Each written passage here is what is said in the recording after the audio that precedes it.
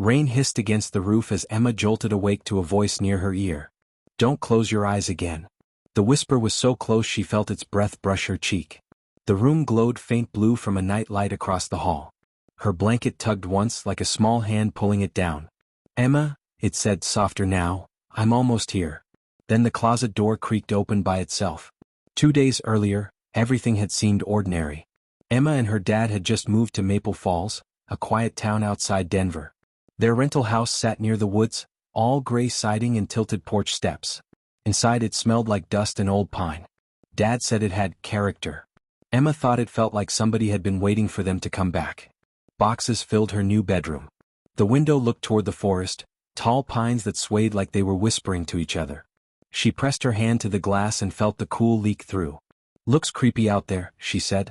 Dad smiled without looking up from his phone. "Creepy's good for Halloween season."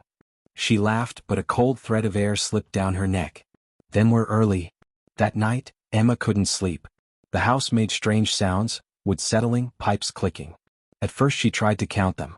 Then came a soft thump above the ceiling like someone walking barefoot in the attic. She pulled her blanket to her chin. "Dad?" she called. He answered from the living room. "Just the wind, kiddo. Go to sleep." Wind didn't make footsteps. She turned her night light higher and tried to think about school instead, the new friends she'd meet, the way everyone said y'all here. But the noise returned, slower this time, heel then toe. Then a whisper slid through the vent by her bed. "Don't tell him." Emma froze. The vent rattled once then went still. Her heart thudded like a drum. She stared until her eyes watered, but nothing else moved. In the morning, sunlight spilled across the floor. Everything looked normal, except her picture frames. They'd all been turned face down on the dresser. Every single one.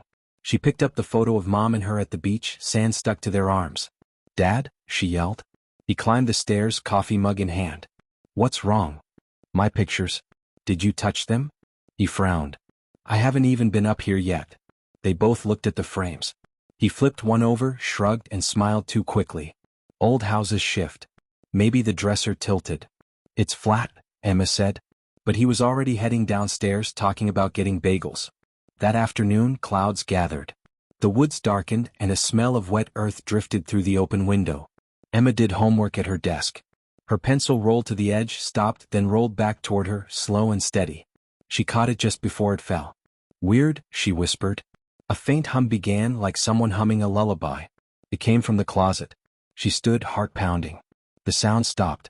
Only her own breathing filled the room. She pushed the closet door open. Clothes swayed a little, though no air moved. On the top shelf sat an old toy she didn't recognize, a tiny wooden music box carved with stars. It wasn't hers. "Dad?" she called. He was outside starting the car. "Yeah." "Did you put a music box in here?" "What box?" "This one," she said, holding it up. "It was in my closet. I didn't put anything in there. Probably the landlord's junk." Emma wound the little key. The tune was slow and strange, like a song remembering itself. She set it on the shelf and backed away. The notes faded one by one until the final tone hung too long, trembling in the air. That night, she dreamed the tune kept playing while a voice whispered the words under it, words she couldn't understand. She woke with her throat dry and her room freezing cold. Her clock blinked 3 a.m. A drip echoed from the bathroom down the hall. She listened, counting, drip, drip, and then something else joined it, a faint tap on her window. Tap, tap, tap. She pulled the blanket up and peered toward the sound. Outside, the forest looked darker than the sky, the trees black spines against the clouds. No branches near her window. "Just rain," she whispered. But when she reached the sill, her fingers touched dry glass. No rain at all. The music box on her dresser clicked open by itself. The same tune started playing, slower now, each note creaking like it hurt to exist. She backed away until her knees hit the bed. The lights blinked. One bulb popped. Another flickered, painting the walls in jerks of white and shadow. She saw movement in the closet mirror, something small crouching low, a shape darker than the dark around it. "Dad?" she screamed. No answer. The mirror fogged from the inside, as if someone breathed against the other side of the glass.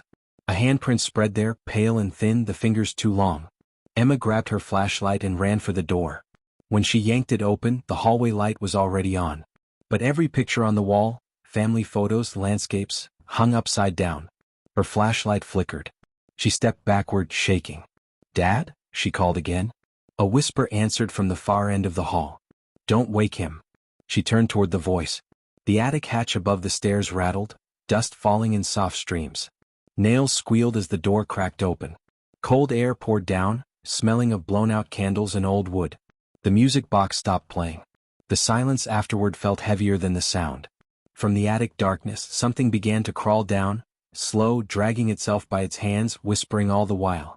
Emma took one step back, one breath too late, as the attic door burst wide. A thud shook the ceiling, followed by a dragging sound, slow, heavy, wrong. Dust drifted down the stairwell as Emma didn't answer. Her eyes were fixed on the footprints on the tile, small, wet, and bare. They led from the sink to the basement door. "Dad," she said slowly, pointing. "Look." He frowned, followed the prints, and turned the doorknob. The door was locked. He rattled it once, twice. Guessed the old wood swelled up. But from behind the door came 3 slow knocks. He stepped back fast, flashlight jerking. Pipes. It's just pipes." Emma felt her stomach twist. The knocks came again, louder this time, followed by a child's hum, soft and tuneless like a broken lullaby. Dad grabbed her shoulder. "Upstairs. Now." They climbed quickly, each step creaking. Behind them, the humming grew fainter until it was gone. When they reached Emma's room, she saw that the music box had moved. It now sat in the middle of her bed. "I didn't touch that," she said. "Maybe it slid," Dad whispered. "On a flat mattress?" He didn't answer. He picked it up carefully, turning it over. "It's empty," he said. "No gears, no key. Just hollow wood." "But it played," Emma said. "It played by itself." He set it down. "We'll throw it out tomorrow?" That night, Emma lay awake with her lamp on. The room felt tight, as if the air were shrinking. Every sound, the ticking clock, the groan of wood, seemed too close, too sharp. The whisper came again, but this time it wasn't from the closet or the vent. It was inside her pillow. "Don't let him throw me away." Emma sat up, heart pounding. The pillow felt icy underneath her fingers. She yanked off the case, and found a thin layer of dust inside, as if something had been resting there. "Dad," she yelled. He ran in, flashlight in hand. "What happened?" "Something's in here. It talked to me." He looked exhausted. "Emma, you've got to stop scaring yourself." "I'm not." He sighed and rubbed his face. "We'll stay at a hotel tomorrow. Just try to sleep tonight, okay?" She nodded, though she didn't mean it. When he left, she locked her door and pulled her blanket up. Hours passed. The clock blinked 2:59. Then it froze, 3 a.m. again. The lamp flickered once and went dark. Emma's breath fogged in the air. A chill crawled across the room. From the closet came a slow squeak, like a hinge turning. The door eased open an inch at a time. Something stepped out. A little boy, no older than 7, stood there, gray skin like dust, eyes too black. He wore old-fashioned pajamas, buttoned wrong. His lips moved, but his voice was just a whisper of air. "You woke me up." Emma tried to scream, but no sound came. The boy tilted his head and smiled too wide. "Now I'll wake him." He turned toward the hall, and the light under the door went out. From the darkness came Dad's voice, half asleep, half scared. "Emma? Is that you?" The boy smiled wider. "He heard me." And then the whisper filled the whole house, overlapping, hundreds of voices all saying the same word, her name. "Emma, Emma, Emma." The floorboards split with a sharp crack as the attic door above them slammed open again. The whispering grew into a storm of voices. They echoed through the vents, under the floorboards, inside the walls. Emma clutched her blanket as if it could protect her. Her father's footsteps pounded down the hall. "Emma, where are you?" he shouted. She tried to answer, but her throat felt locked. The air in her room thickened, cold, damp, like fog rolling in from the woods. Her lamp flickered weakly, fighting to stay alive. In the trembling light, the boy still stood by her door, staring at her with eyes like deep water. "Don't let him see me," he whispered. Then he vanished. Not like smoke or shadow, he simply wasn't there anymore. The blanket on her bed fluttered as if he had run past it. Her door burst open. Dad rushed in, breathless, flashlight beams swinging wild across the walls. "I heard voices." "Emma, what's happening?" "They were calling my name," she said, tears in her eyes. "It came from everywhere." He turned the light around the room. The music box lay on the floor now, its lid wide open. Inside, something glimmered, a thin silver key, small as a matchstick, lying where the figure used to be. "What's that?" he asked. "I don't know," Emma whispered. Before he could touch it, the closet door slammed shut. The walls rattled. A wind swept through the room, but the window stayed closed. "Dad," she screamed. He grabbed her arm. "Come on. We're leaving right now." They ran into the hall. Every picture frame on the wall turned sideways with a sharp clatter.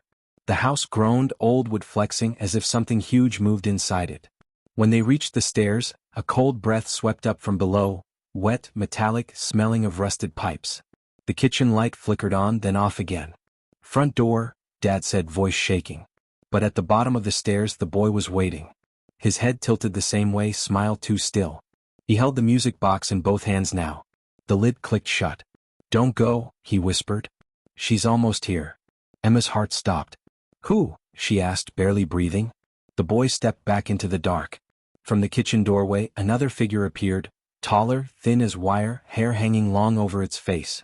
Its clothes were black and dripping as if pulled from the bottom of a lake. The smell of cold earth filled the air. The whisper grew louder, filling her head. "Give it back," it said. Emma picked up the music box. It vibrated in her hands, humming. The key inside spun by itself. Dad shook his head. "Don't touch it."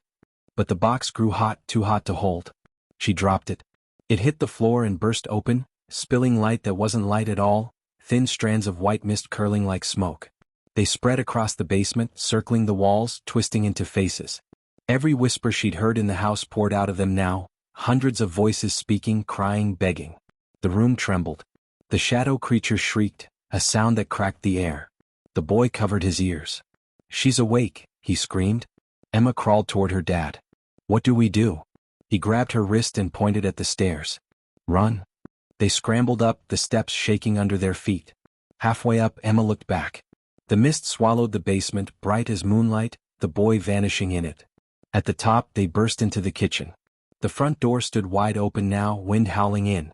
They ran outside into the cold night air, the forest stretching before them. Behind them, the house flickered, lights flashing in every window, whispers leaking out like steam. They didn't stop until they reached the road. Dad doubled over, gasping. "Don't look back," he said. But Emma did. Through the upstairs window, her bedroom window, she saw a small figure standing there, face pressed to the glass. The little boy. His mouth moved slowly, and though she couldn't hear it, she knew what he was saying. "See you before sleep." The window fogged, and a handprint appeared from the inside, too large to be his. Then the light went out.